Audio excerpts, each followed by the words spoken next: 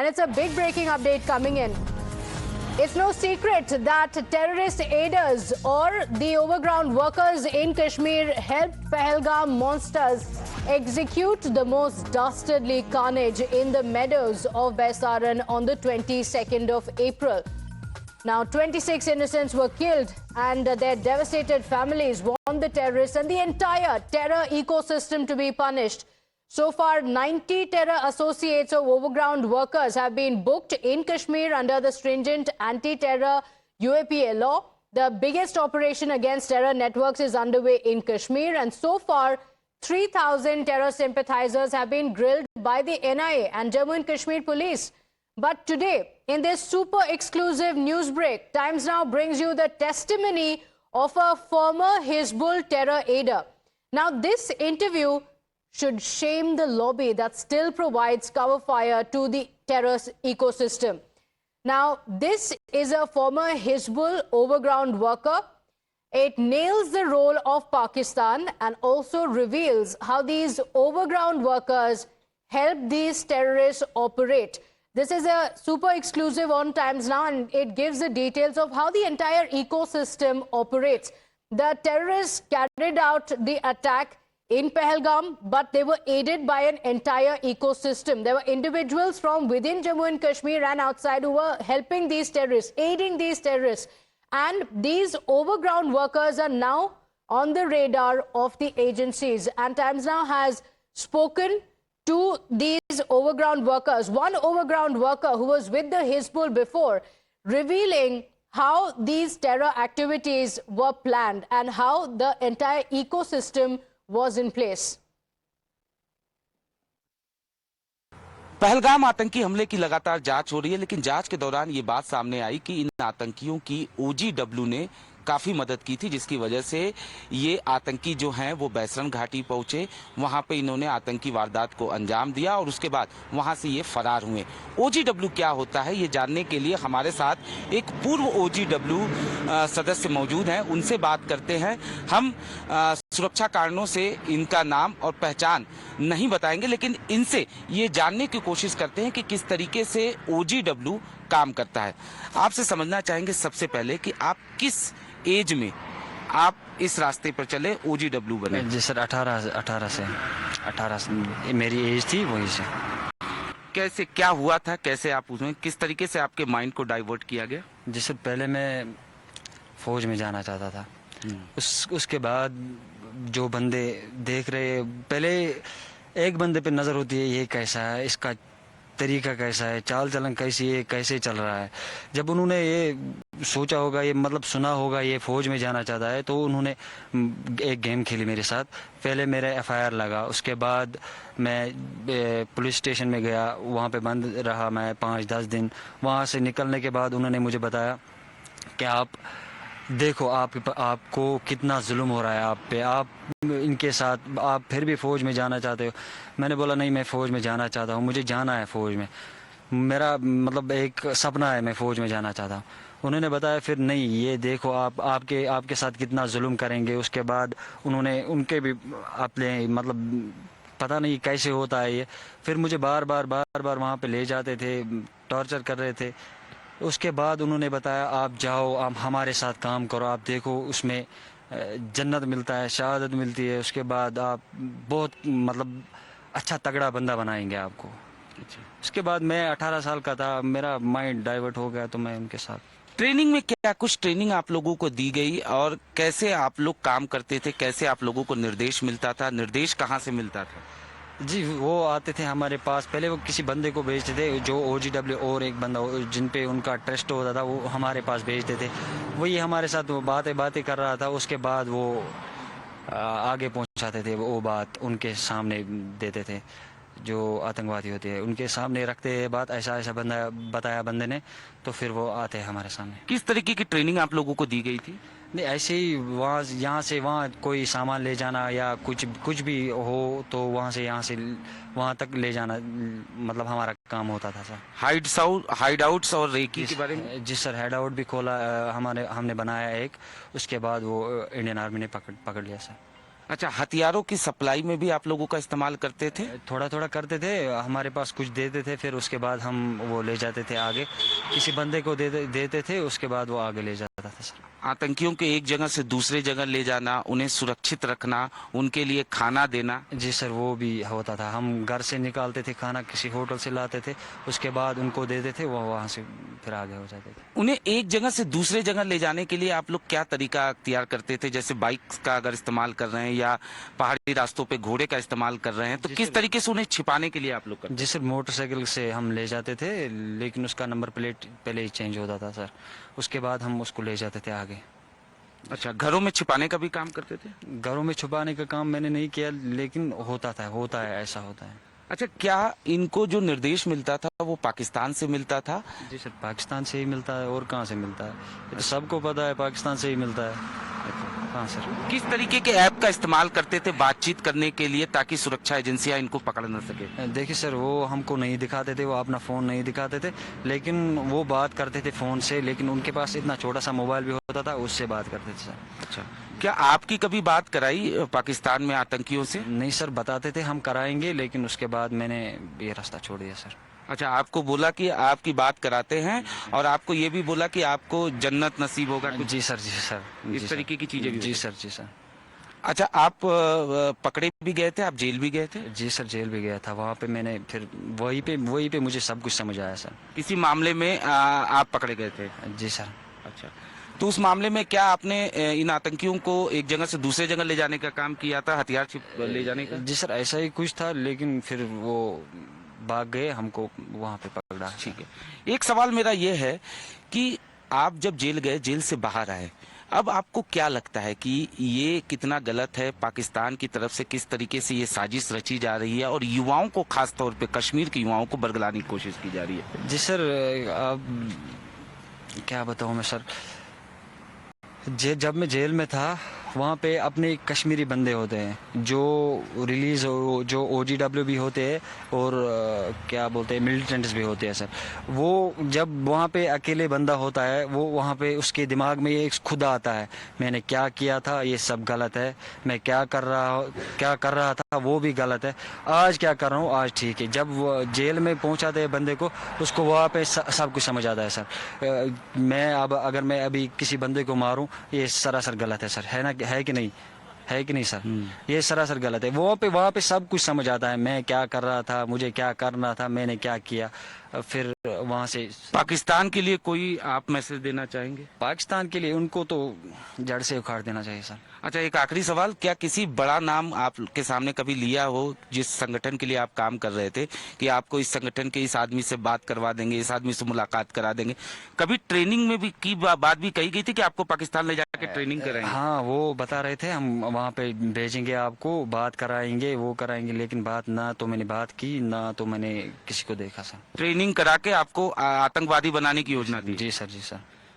तो निश्चित तौर पर ये पूर्व OGW, जिनका साफ तौर पे ये कहना है कि शुरू में इनके माइंड को वॉश किया गया, फिर इन्हें ओवरग्राउंड वर्कर बनाया गया और बाद में इन्हें ये भी कहा गया कि आपको बाकायदा पाकिस्तान ले जाया जाएगा, वहां बाकायदा आपको ट्रेनिंग दी जाएगी और ट्रेनिंग देने के बाद निश्चित तौर पर इन्हें आतंकी बनाने की कवायद जो थी वो की जा रही थी। लेकिन OGW किस तरीके से काम करता है ये साफ तौर पे इन्होंने बताया, कैसे न सिर्फ सामान को, हथियार को एक जगह से दूसरी जगह ले जाना, बल्कि खाना मुहैया कराना और तमाम जो लोकेशन है उसकी रेकी करना, ये तमाम काम जो है वो OGW का होता है। My colleague Anuj bringing us this exclusive on how the overground workers actually operate, how this entire ecosystem is in place to help the terrorists carry out these terror attacks, attacking innocents. Anuj is live with us on the broadcast. Anuj, this is a Times Now super exclusive, and kudos to you for that, for speaking to a man who was aiding terrorists for several years. Take us through the details of how the entire ecosystem works as revealed by the overground worker to you.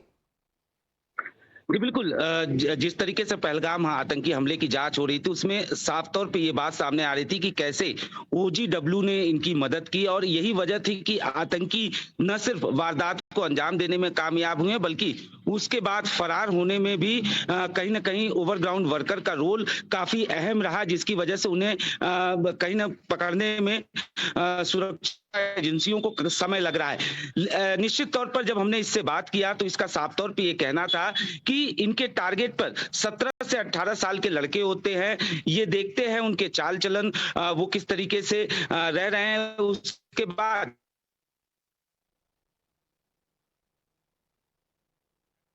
Okay, all right. We'll just try and reconnect that line with Anuj. But look at the revelations that have been made by the overground workers on how teenagers in particular are chosen as targets because they are easy to manipulate. And there are other overground workers who have been working for a few hours or for months who are chosen to recruit other overground workers as well. So they are sent out, and these teenagers are targeted and they are told and brainwashed that they will be targeted. This is the way the brainwashing works. They are told that they will be targeted, after which they are chosen as overground workers. And what they do is actually give the details, carry out recce and help out the terrorists and making the entire plan in place. Anuj is back with us. Yes, Anuj.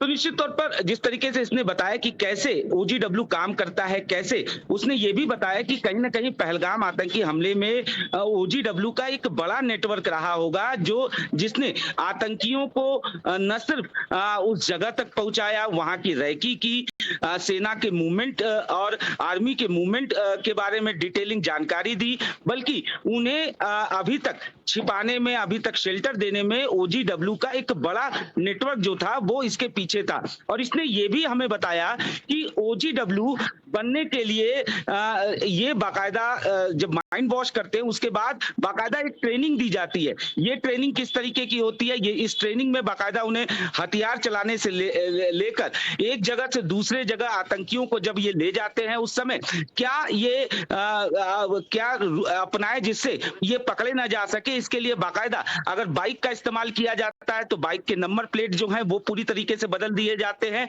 इतना ही नहीं, इन आतंकियों को पूरी तरीके से मदद जो है वो ओजीडब्ल्यू करते हैं, और यही वजह है कि घाटी में जो भी आतंकी वारदात होती है उसमें कहीं ना कहीं ओजीडब्ल्यू का रोल सबसे अहम होता है। और यही वजह है कि पहलगाम आतंकी हमले में भी एक बड़ा ओजीडब्ल्यू का नेटवर्क जो है वो सामने आया है। Okay, all right. Anuj, thank you for joining us with all those details and getting us that exclusive report. And viewers, you heard the overground worker himself, and he has revealed how the entire operation really works, how the terror aiders are actually recruited to give intel, and the intel that they provide is recce in certain areas, what is the movement of the forces in these areas, who are the people that move around in these areas.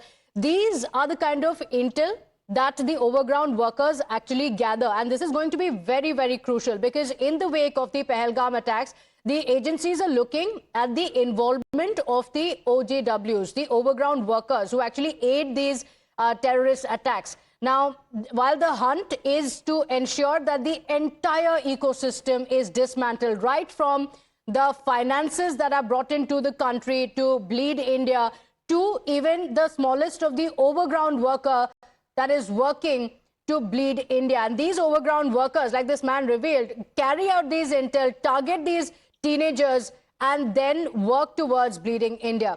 It's a Times Now super exclusive, and we continue getting you the updates on that and the details that are revealed by the overground worker. But while on one hand, this admission has come in fact, the overground worker himself claimed that the funding comes very clearly from Pakistan. But the opposition appears hell-bent on weakening India's fight back and giving Pakistan a handle to discredit India. First, a string of Congress leaders displayed their love for Pakistan. Then the Congress party's stand united resolutions stood exposed, with several of its leaders seeking to corner Modi government.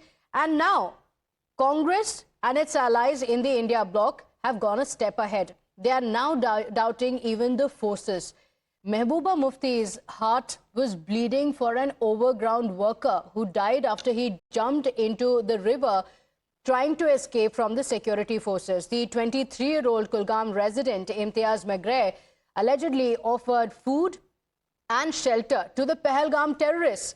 Times Now learns that Magre agreed to guide the police and army personnel to the location where the terrorists were holed up, but While leading the joint team of security forces to the hideout, he suddenly ran and jumped into the river. There's a video evidence of the entire incident as well. But yet, Mehbooba Mufti chooses to raise questions on Megrez's death and demands an inquiry. The former Jammu and Kashmir Chief Minister sought a compensation for the family of the man who was aiding these terrorists. Listen in. Imtiaz Magrey उसको army ने बुलाया, अपने साथ लेके गए और उसके बाद कल दरिया में उसकी लाश। तो मुझे ये बताइए, अगर खुद कश्मीरी आपके पास आता है पूछताछ के लिए कि पूछो क्या पूछना है, तो आप उसकी लाश भेजते। That there has to be an inquiry so that the truth comes out, and the family till then should be compensated because they have labelled him as OGW and then they got the dead body. सबको overground worker या terrorist समझ के उनको बुलाते हैं, बंद करते हैं, शाम को छोड़ते हैं, फिर बंद करते हैं। मतलब कोई पहलगाम में कोई सैकड़ों लोग इस वक्त बंद है, बाकी जगह भी बंद है। तो मुझे लगता है ये सही बात नहीं है, ये नहीं होना चाहिए, क्योंकि जब कश्मीरियों ने अपना दिल खोल दिया है तो अब मुल्क के लोगों को भी भरोसा करना चाहिए और ये जो पुलिस की पकड़ दकड़ है या आर्मी के जरिए पकड़ दकड़ है, इसको बंद किया जाना चाहिए। Now, on the other hand, there is the UP Congress chief Ajay Rai, who stoked a political firestorm with his toy Rafale stunt, alleging inaction on part of the Modi government. Rai held a toy Rafale jet in his hand and said that the fighter jets are parked in the hangar with Nimbu Mirchi on it, and he claimed to be mocking not just the forces but also the defense ammunition that India has. Listen in. अनुज जी, ये मैंने नहीं बांधा है, ये देश के रक्षा मंत्री ने, आपको ध्यान होगा कि जब राफेल हिंदुस्तान के पास आया, जब रक्षा मंत्री जी गए थे तो उन्होंने नींबू मिर्चा बांधा था और नींबू मिर्चा सरकार ने बांधा है। मैं तो वही बता रहा हूँ, को याद दिला रहा हूँ कि नींबू मिर्चे कब हटेंगे और ये राफेल अपना कब काम करेगा। ये देश की जनता जानना चाहती है। जो परिवार शहीद हुआ, उसकी पत्नी, उसके बच्चे, उसके माँ बाप जानना चाहते हैं कि ये राफेल नींबू मिर्चा बांधने के लिए आया है या अपना काम करने के लिए, कि नींबू मिर्चा सरकार ने बांधकर राफेल को खड़ा किया हुआ है। With that, it's time for us to slip into a short break. We'll be right back.